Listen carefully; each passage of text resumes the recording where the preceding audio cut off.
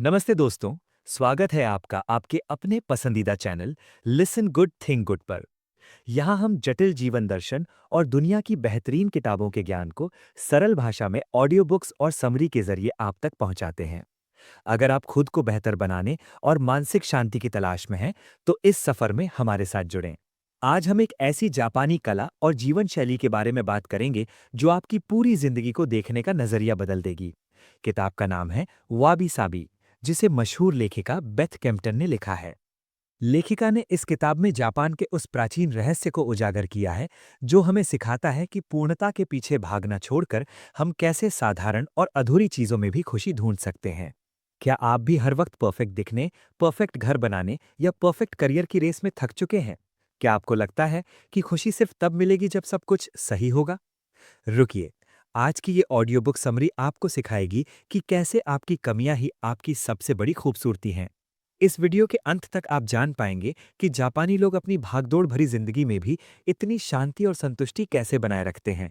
चलिए, वाबी साबी की इस जादुई यात्रा को शुरू करते हैं। Chapter 1, understanding वाबी Sabi, the beauty of imperfection को। लेखिका बेथ केम्पटन कहती हैं कि हम एक ऐसी दुनिया में रहते हैं जहां हमें बचपन से परफेक्ट बनने की ट्रेनिंग दी जाती है।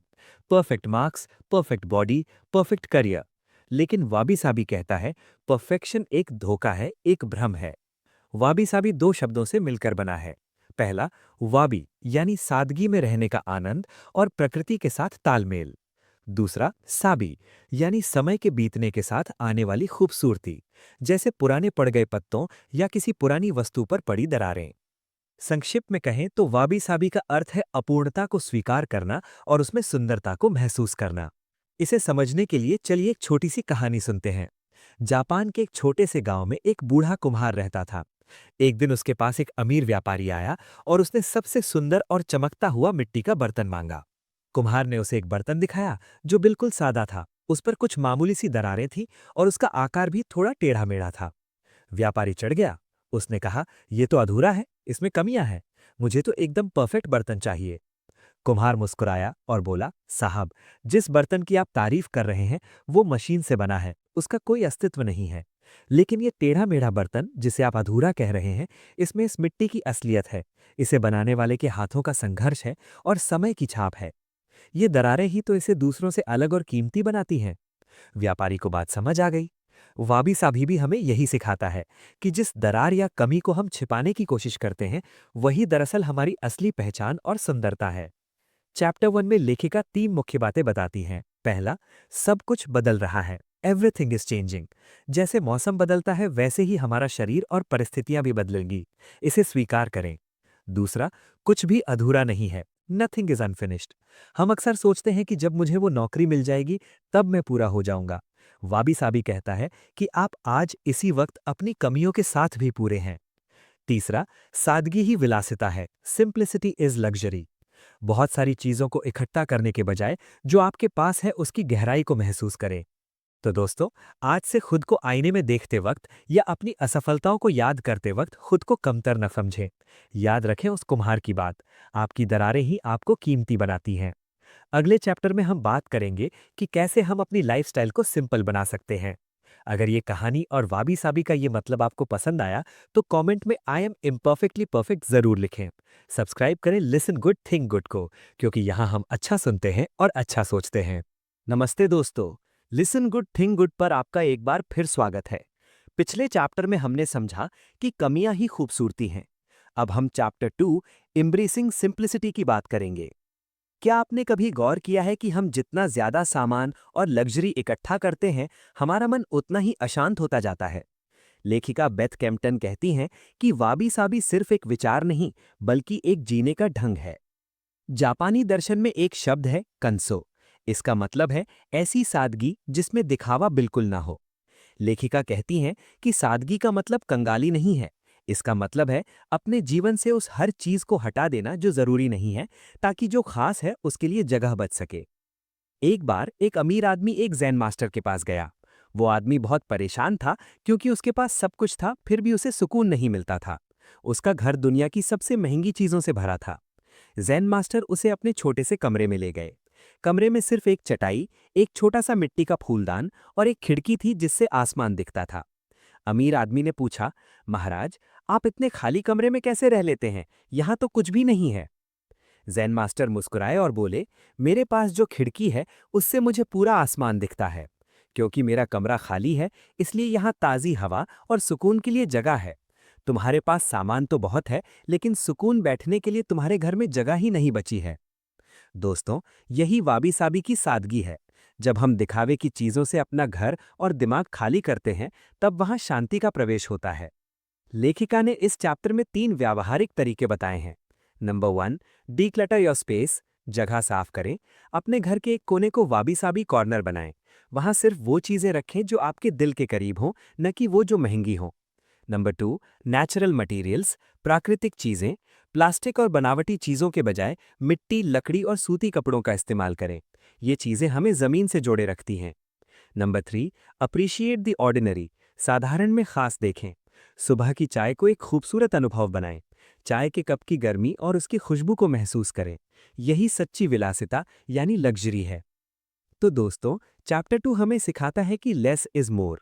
आज ही अपने कमरे की किसी ऐसी चीज को हटा दें जिसकी आपको जरूरत नहीं है और देखें कि आपको कैसा महसूस होता है। कमेंट में लिखकर बताएं, सिंप्लिसिटी इज ब्यूटी। अगले वीडियो में हम चैप्टर 3 पर बात करेंगे, जहां हम सीखेंगे कि बदलाव और समय के बीतने को खुशी खुशी कैसे स्वीकार करें। अच्छा सुने, अच्छा सोचें। सब्सक्राइब करें, listen good think good. Chapter 3, finding peace in impermanence. नमस्ते दोस्तों, लिसन गुड थिंक गुड पर आपका स्वागत है। पिछले चैप्टर्स में हमने कमियों और सादगी को अपनाया। आज हम chapter 3, finding peace in impermanence की बात करेंगे। लेखिका बेथ कैम्पटन कहती हैं कि हमारी उदासी का सबसे बड़ा कारण ये है कि हम चीज़ों को हमेशा के लिए पकड़ कर रखना चाहते हैं, चाहे वो जवानी हो, कोई रिश्ता हो या सफलता। लेकिन सच तो ये है कि दुनिया में कुछ भी परमानेंट नहीं है। जापानी संस्कृति में इसे मूजो कहा जाता है, जिसका अर्थ है अनित्यता या इम्पर्मनेंस। इसका मतलब है कि हर चीज बदल रही है। जैसे सुबह के बाद शाम आती है, वैसे ही दुख के बाद सुख और बचपन के बाद बुढ़ापा। वाबी साबी हमें सिखाता है कि इस बदलाव से लड़ने के बजाय इसे गले लगाना चाहिए। जापान में लोग चेरी ब्लॉसम यानी साकुरा के फूलों का त्योहार बड़े धूमधाम से मनाते हैं। ये फूल साल में सिर्फ कुछ दिनों के लिए खिलते हैं और फिर झड़ जाते हैं। एक बार एक विदेशी पर्यटक ने एक जापानी व्यक्ति से पूछा, आप इन फूलों को इतना पसंद क्यों करते हैं? ये तो कुछ ही दिनों में गिर जाते हैं और जमीन पर बिखर जाते हैं। क्या आपको बुरा नहीं लगता? उस जापानी व्यक्ति ने मुस्कुराते हुए जवाब दिया, हमें ये फूल इसलिए पसंद हैं क्योंकि ये झड़ जाते हैं। अगर ये हमेशा पेड़ पर लगे रहते तो हम इनकी कद्र कभी नहीं करते। इनका गिरना ही हमें ये याद दिलाता है कि आज का ये पल कितना कीमती है। दोस्तों, यही वाबी साबी का सार है। जो चीज हमारे पास हमेशा नहीं रहने वाली, उसे आज पूरी शिद्दत से जीना ही शांति का रास्ता है। इस चैप्टर से हमें 3 मुख्य बातें सीखने को मिलती हैं। नंबर 1, लेटिंग गो, जाने देना सीखें। जो पल बीत गया उसे याद करके दुखी होने के बजाय वर्तमान में जिएं। नंबर 2, ब्यूटी इन एजिंग, बढ़ती उम्र की खूबसूरती। झुर्रियां या सफेद बाल इस बात का सबूत हैं कि आपने एक लंबा और अनुभव भरा जीवन जिया है। इनसे डरे नहीं, इनका सम्मान करें। नंबर 3, अप्रिशिएट द नाउ, अभी की कद्र करें। ये सोचें कि जो चाय आप अभी पी रहे हैं या जिस इंसान से अभी बात कर रहे हैं, शायद ये पल दोबारा कभी ना आए। जब आप ऐसा सोचते हैं तो आपकी नफरत खत्म हो जाती है और प्यार बढ़ जाता है। तो दोस्तों, चैप्टर 3 हमें याद दिलाता है कि परिवर्तन ही संसार का नियम है।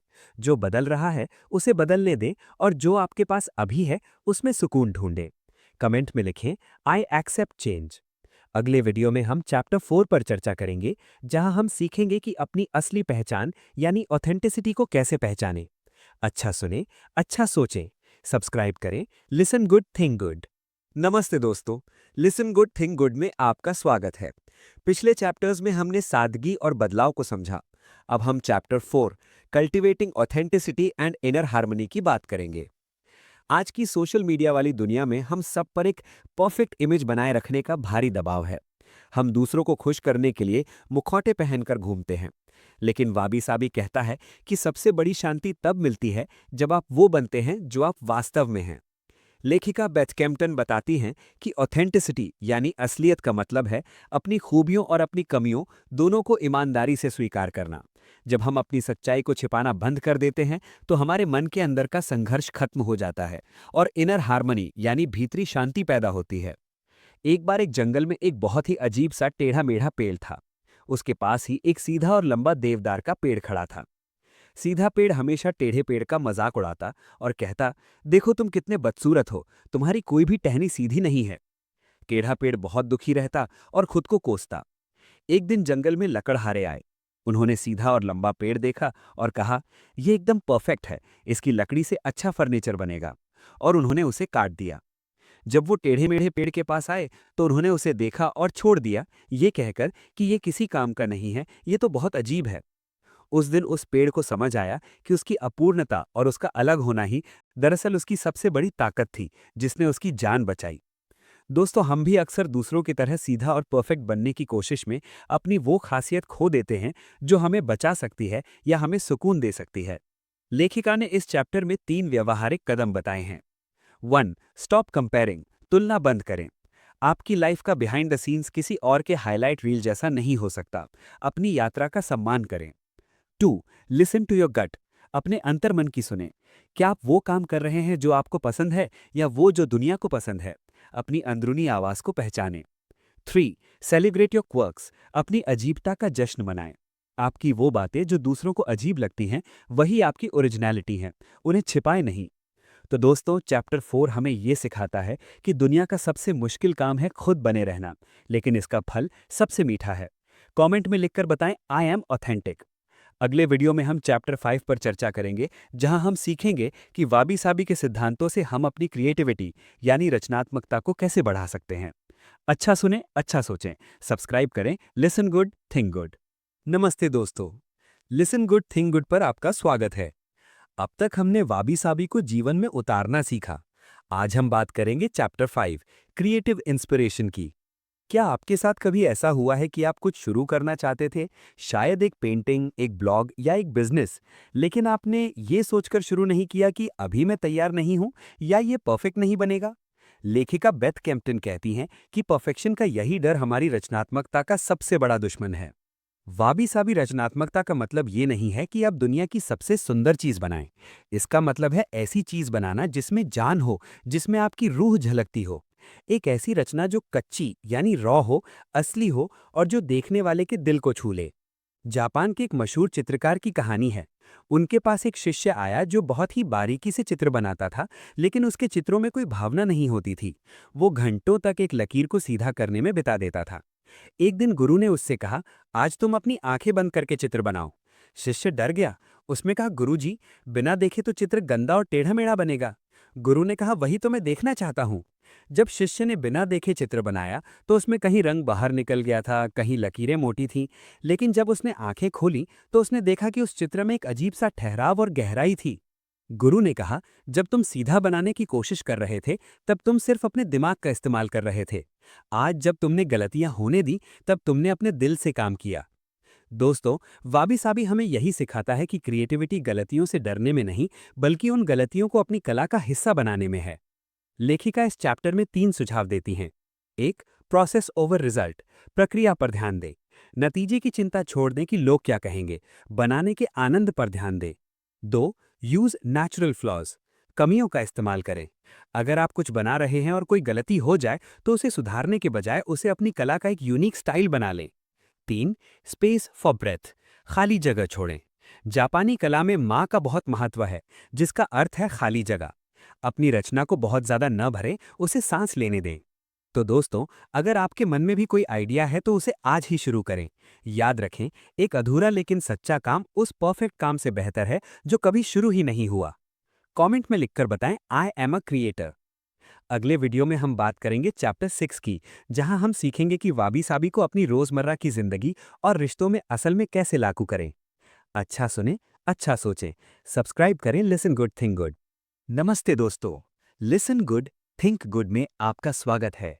अब तक हमने वाबी साबी के सिद्धांतों को दिमाग से समझा, लेकिन चैप्टर 6 हमें सिखाता है कि इसे अपनी हथेली पर कैसे उतारना है। हम अक्सर सोचते हैं कि आध्यात्मिक शांति के लिए पहाड़ों पर जाना पड़ेगा, लेकिन लेखिका बेथ कैम्पटन कहती हैं कि आप अपने किचन, अपने दफ्तर और अपने रिश्तों में भी वाबी साबी को महसूस कर सकते हैं।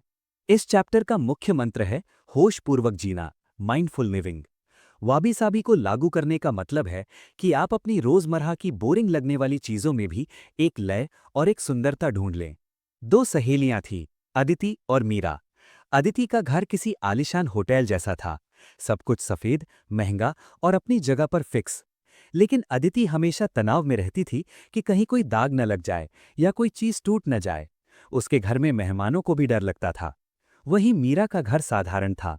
वहां एक पुरानी लकड़ी की मेज थी जिस पर चाय के कपों के हल्के निशान थे। कुछ पुराने पौधों के गमले थे। वहां बैठकर ऐसा लगता था जैसे घर आपको गले लगा रहा हो। मीरा कहती, ये निशान मेरी यादें हैं, ये मेज मेरे दादाजी की है और ये दरारें बताती हैं कि इस घर में जीवन धड़कता है। मीरा का घर वाबी साबी घर था। अदिति के पास परफेक्शन था, पर मीरा के पास सुकून था। लेखिका यही समझाना चाहती हैं कि जब हम अपनी चीजों के साथ एक रिश्ता बनाते हैं तो वो चीजें हमें शांति देना शुरू कर देती हैं। लेखिका इस चैप्टर में 3 खास सलाह देती हैं। वर्क विथ केयर, काम को इबादत बनाएं। चाहे आप ईमेल लिख रहे हों या खाना बना रहे हों, उसे जल्दी खत्म करने के बजाय उसमें पूरी तरह डूब जाएं। जल्दबाजी ही तनाव की जननी है। चेरिश द वॉन, पुरानी चीजों का सम्मान करें। किसी पुरानी याद वाली चीज को फेंकने के बजाय उसे घर में खास जगह दें। वो आपको आपकी जड़ों से जोड़े रखती है। क्रिएट अ सैंक्चुरी, अपना कोना बनाएं। अपने घर में एक ऐसी जगह बनाएं जहां कोई टेक्नोलॉजी ना हो, सिर्फ सादगी हो। वहां बैठकर बस सांस लें। तो दोस्तों, वाबी साबी कोई सजावट की चीज नहीं है, ये एक महसूस करने की चीज है। आज ही अपने घर में किसी ऐसी चीज को प्यार से देखें जो शायद पुरानी है लेकिन आपके करीब है। कमेंट में लिखकर बताएं, I choose peace over perfection. अगले वीडियो में हम इस किताब के आखिरी और सबसे महत्वपूर्ण हिस्से यानी कंक्लूजन की बात करेंगे, जो आपको एक नया इंसान बना देगा। अच्छा सुने, अच्छा सोचें। सब्सक्राइब करें लिसन गुड थिंक गुड। नमस्ते दोस्तों, लिसन गुड थिंक गुड की इस खास वाबी साबी सीरीज के आखिरी पड़ाव पर आपका स्वागत है। अब तक हमने समझा कि कमियां सुंदर हैं, सादगी सुखद है और बदलाव अनिवार्य है। आज हम बात करेंगे chapter 7, wabi sabi as a way of being. लेखिका बेथ कैम्पटन कहती हैं कि वाबी साबी कोई ऐसी चीज नहीं है जिसे आप आज सीखें और कल भूल जाएं। ये तो एक चश्मा है जिसे पहनने के बाद आपको पूरी दुनिया बदली हुई नजर आने लगेगी। वाबी साबी का रास्ता हमें तुलना से संतुष्टि की ओर ले जाता है। ये हमें सिखाता है कि हम जैसे हैं, जहां हैं और जिस हाल में हैं, वही हमारे लिए पर्याप्त है। जब हम और ज्यादा की भूख को शांत कर लेते हैं तो असली जिंदगी शुरू होती है। एक शिष्य ने अपने गुरु से पूछा, गुरुजी, वाबी साबी को एक शब्द में कैसे समझाया जा सकता है? गुरु उसे एक नदी के किनारे ले गए। उन्होंने एक तरफ एक बहुत बड़ा और स्थिर पत्थर दिखाया और दूसरी तरफ बहती हुई नदी। गुरु बोले, ये पत्थर सालों से यहीं है, ये अडिग है, लेकिन समय और पानी की लहरों ने इसे घिसकर एक अनोखा आकार दे दिया है। ये पत्थर अपनी जगह पर खुश है, वहीं ये नदी हर पल बदल रही है। इसका पानी कभी एक जैसा नहीं रहता, फिर भी ये अपनी धुन में संगीत पैदा कर रही है। गुरु ने कहा, वाबी साबी होना यानी उस पत्थर की तरह अपनी कमियों और उम्र को स्वीकार करना है और उस नदी की तरह हर बदलाव के साथ बहते रहना है। न पत्थर को अपनी दरारों का दुख है, न नदी को अपना रास्ता बदलने का डर। इस सीरीज के अंत में लेखिका हमें 3 बातें याद रखने को कहती हैं। 1. ट्रस्ट द यूनिवर्स, ब्रह्मांड पर भरोसा रखें, सब कुछ अपने सही समय पर हो रहा है, जल्दबाजी की कोई जरूरत नहीं है। 2. यू आर इनफ, आप पर्याप्त हैं, आपको अपनी वैल्यू साबित करने के लिए किसी महंगी चीज या बड़ी उपलब्धि की जरूरत नहीं है, आपका अस्तित्व ही आपकी खूबसूरती है। 3. Find joy in the ordinary, साधारण में खुशी। बारिश की खुशबू, दोस्त की मुस्कुराहट या घर का एक पुराना कोना, खुशी इन्हीं छोटी चीजों में छिपी है। तो दोस्तों, वाबी साबी की ये यात्रा आज यहाँ समाप्त होती है, लेकिन आपकी अपनी यात्रा अब शुरू होती है। मुझे उम्मीद है कि लिसन गुड थिंक गुड की ये सीरीज आपके जीवन में थोड़ी सादगी और बहुत सारा सुकून लेकर आएगी। अगर इस किताब ने आपके दिल को छुआ है तो कमेंट में थैंक यू वाबी साबी ज़रूर लिखें। इस पूरी सीरीज को अपने उन दोस्तों के साथ शेयर करें जो लाइफ में बहुत ज़्यादा तनाव में रहते हैं। अगली बार फिर मिलेंगे एक नई किताब और नई प्रेरणा के साथ। तब तक के लिए अच्छा सुने, अच्छा सोचें। मैं हूं आपका दोस्त और आप देख रहे थे लिसन गुड थिंक गुड।